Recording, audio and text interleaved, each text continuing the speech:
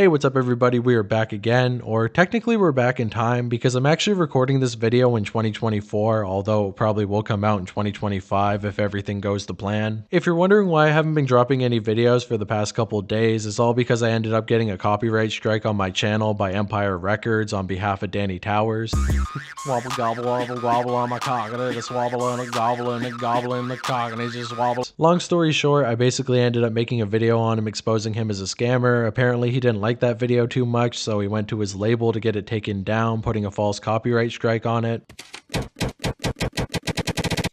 Now this was pretty shitty because it ended up getting my video taken down, but I was willing to move on from it and keep pumping out videos. But what I didn't realize at the time is that because I had this strike on my channel, I was no longer able to get into the algorithm. I'd been effectively shadow banned on YouTube, meaning only the people who were subscribed to me were able to see the channel and nobody else was, because YouTube was basically looking at my channel as though it was a copyright abuser, even though the claim was false, which basically gave me no other choice but to put a counterclaim on the strike, because if not, I would have to wait 90 days for it to expire, and I can't wait 90 days to keep uploading videos. So if this video is up right now and you're listening to it, it means that my counterclaim went through and everything is good. And if you're not listening to this video, well, I'm probably in prison or I'm in court right now fighting against $1 million record company. But either way, we ball. But yeah, with all that said, welcome to 2025. Isn't it crazy how Kanye West ended up donating all of that money to that Jewish foundation and Jay-Z was found innocent on all charges, with Diddy actually walking out of prison? Those are just my predictions for 2025. But anyways, I'm yapping on too much, so let's get to the main topic of this video, the man himself, PBG Casper. Now I'm going to be honest with you, I'm not super familiar with this artist, but I will try to give you a rundown on him just so you have a little bit of reference to know where he came from. So basically, he was born in New Jersey sometime during 1998, if the internet's to be believed, because I don't think anybody actually knows what his real birthday is online. He grew up in a very musical family, with his father being a musician himself, which of course gave him his own interest in making music at a young age, although he did have other hobbies like skateboarding and paintball, which he did want to do professionally for a while before realizing that he wasn't really all that good.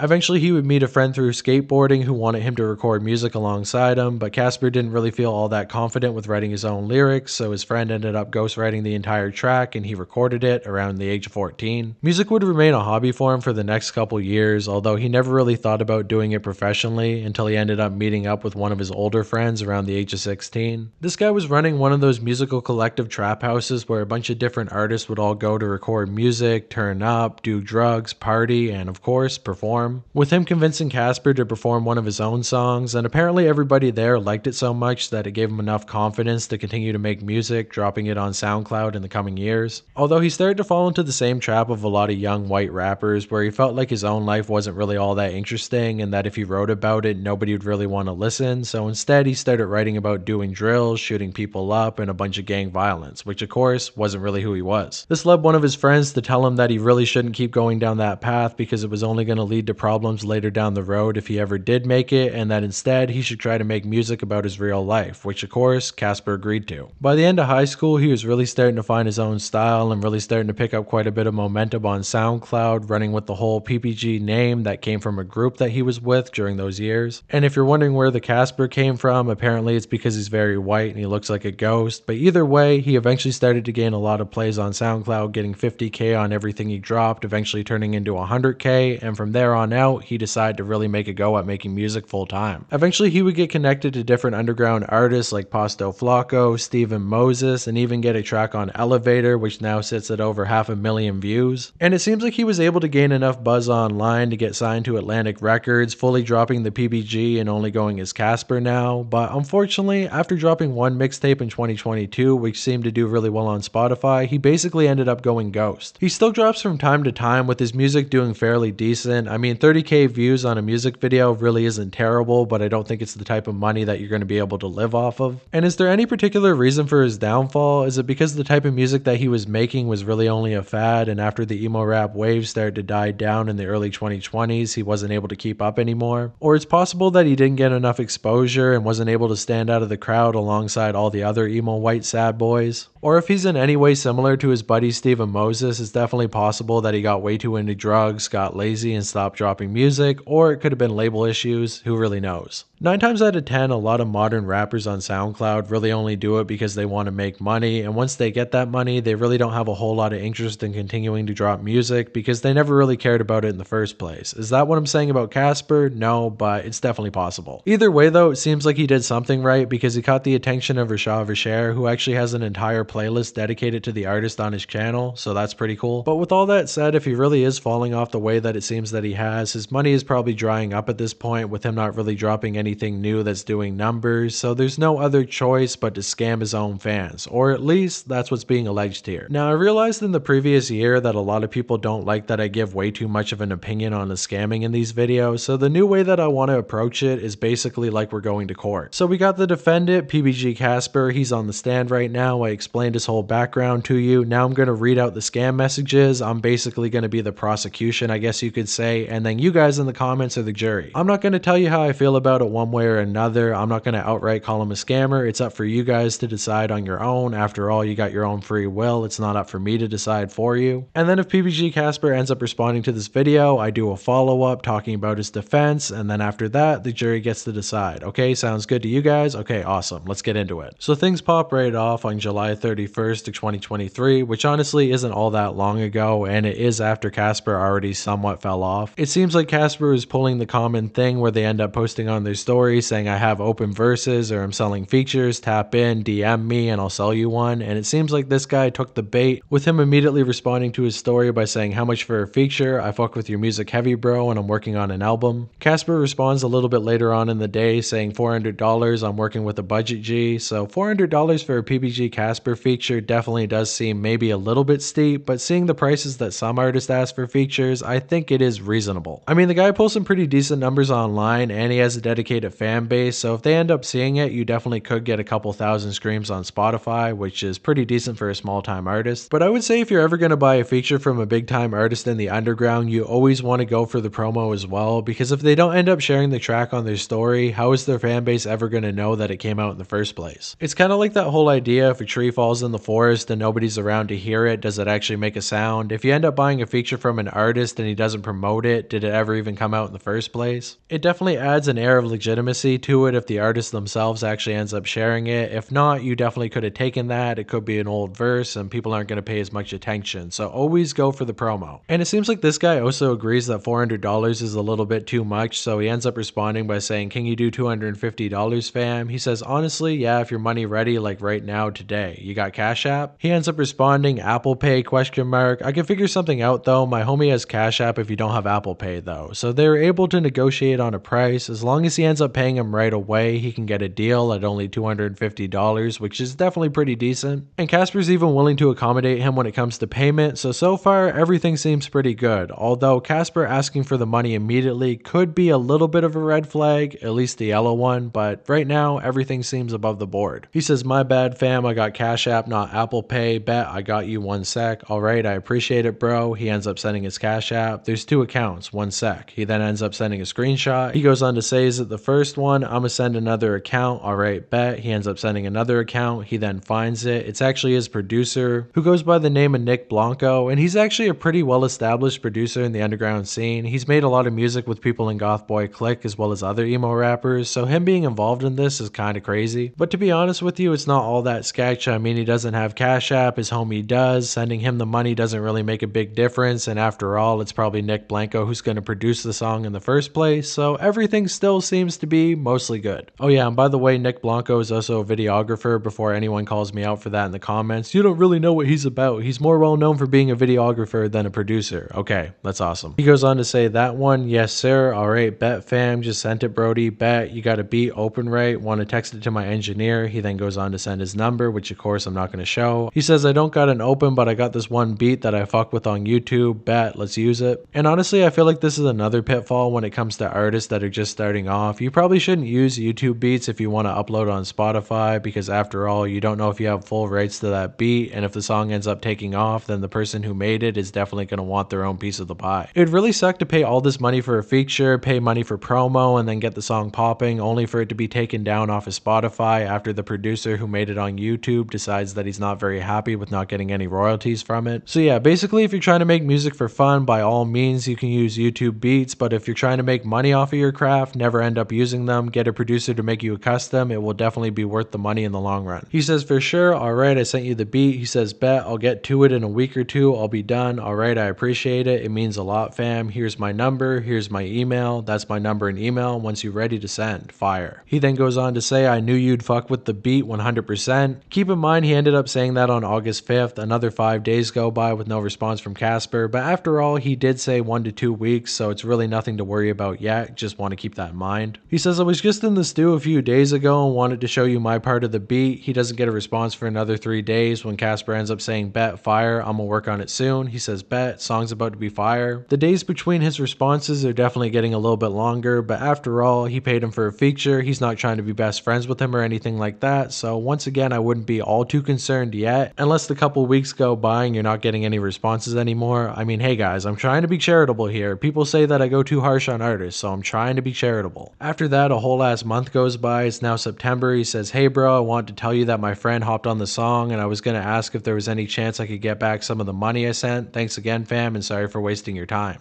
So at this point, the guy is tired of waiting. I mean, it's been about a half a month with no response. It's not like he's been pestering him non-stop, but I feel like if you pay somebody for a feature for an album that you're going to put out within the month, you definitely want to get that feature within the month. Doesn't seem too out of the question for me, but after all, a lot of people say that small artists need to have more patience. It takes people a while to make music, but after about 3 weeks and no response, I would be getting a little bit antsy. And Casper actually ends up getting a little bit upset about this, saying, nah, you can send me another beat, but I literally booked studio time for the next 3 days to do all my features. I'm sorry, but I don't do refunds. I'm not running off on you, but I'm not sending back your bread because of a delay. And here we go again with the whole studio time thing. I don't understand why these rappers don't just record in their bedroom. I mean, after all, the entire SoundCloud, underground, whatever you want to call it, wave was built off of people making music, videos, producing, and everything else in their bedrooms. But now that they made it to the big time, they want to record in professional studios, and in my opinion, it seems like a waste of money. I mean, let's do some quick math right here. If you ended up selling 4 features at $250 a piece, you got about $1,000 right there. But then if you go to a professional studio to knock them out and it takes you about an hour or maybe even 2 to get them all done, that's about $200 you got to spend. It just doesn't really make a whole lot of sense optically. I mean, I understand going to a professional studio if you're trying to record an album for your label, but if you're only doing features for a couple small artists, I feel like doing it in your bedroom really isn't all that disrespectful. I mean, after all, producers are really good at taking something recorded in a bedroom and turning it into something great. So I feel like if I was going to be selling features for that price, I definitely wouldn't be going to a professional studio, but who knows, maybe he really is. But in my honest opinion, I feel like that's an excuse that artists use because they're lazy. They're like, hey man, it takes me time to book studio time, so that's the reason I wasn't able to get you your feature back in the last 3 weeks. When in reality, they're probably recording that shit on a MacBook Pro. But anyways, let's get to the bottom of this and finish off these messages. He ends up responding very respectfully by saying, I got you fam, I got another open. I appreciate you bro, and I sent that open file to the engineer number that you gave me. Thanks Brody. He says, let's do it. What's your number? He then goes on to send his number. So of course with the two of them exchanging numbers, I ended up hitting up the guy and asking if he actually ended up getting any text messages from Casper. He said he never did and everything took place on Instagram, so I'm not really sure why he decided to ask for the number in the first place if he was never going to hit him up. Maybe he forgot. On September 7th, he ends up saying, hit me up whenever you can. I'll send you that file. You're good. I got it. He said, bet. Hold up. I think I sent you the wrong file. I'll send it again. All right. I sent you the right file. That file should be named Swanboy Numb. So there was a little bit of a hiccup there with him sending the wrong file, but now he has the right one. He should be in the studio this week. The song should get knocked out, put on the album, and everything would be good, right? And that's exactly what Casper said. He says, got it tonight, tomorrow. I'll send it 100% back to that number. I'll let you know when I send. All right. Thanks, fam. I appreciate it. But after that, he never ended up getting a response from Casper. I'm not really sure why. I mean, maybe he forgot about it, but it did seem like he really wanted to get the feature done with some pretty rapid responses. So maybe Nick Blanco ended up running off with the money. It's kind of hard to say. I mean, it could have been a miscommunication, but at this point, it has been over a year, and apparently he's been trying to reach out to Casper time and time again, and Casper has never responded. On top of that, you also have to factor in that Steven Moses has previously scammed people in the past, and the two of them do seem to be friends, although I do want to make a point that Steven Moses ended up paying the guy back that was in my video, so shout out to him for actually making that situation right. And while we're at it, I also want to talk a little bit more about another producer I previously made a video on, going by the name of Charlie Shuffler, because Charlie actually ended up responding to my post on Instagram by saying, ha ha ha, this video is hilarious, I'll send whoever it is that got the beat, or I'll send him beats, I don't care, good video though, I wish I could have gone pro in football, but I kinda suck to be honest. And honestly, that's the most respectful response I've ever gotten to a video, bar none, so shout out to Charlie for that, although I don't know if he ever ended up getting the guy's beat back, or if he was only trying to save face, but either way, the guy stroked my ego, so of course I'm gonna like him. I kid. But yeah, a lot of people saw that response and immediately started to praise Charlie Shuffler, and honestly, I was one of them as well, but the weird thing is that he actually ended up responding to somebody else on that very same post. Somebody ended up saying, he scammed me too, shake my head, he says, and I'll get your ass again, little boy. So honestly, I don't know if he's joking, I don't know if they have some prior beef, I'm not really sure what's going on at all, maybe he's on drugs, but either way, that is a response from Charlie Shuffler. So is Charlie actually a good guy who made a mistake? I'm not really sure. Is Casper actually a good guy who made a mistake? I'm not really sure. Is Nick Blanco actually a good guy? Okay, you get the point. That's the video. Hope you guys enjoyed. Happy 2025, and the scamming arc will never end. Shout out to Knife Gang, subscribe to the channel, and I will see you in the next one. Peace out, boys. Love y'all. Mwah. I don't fucking know.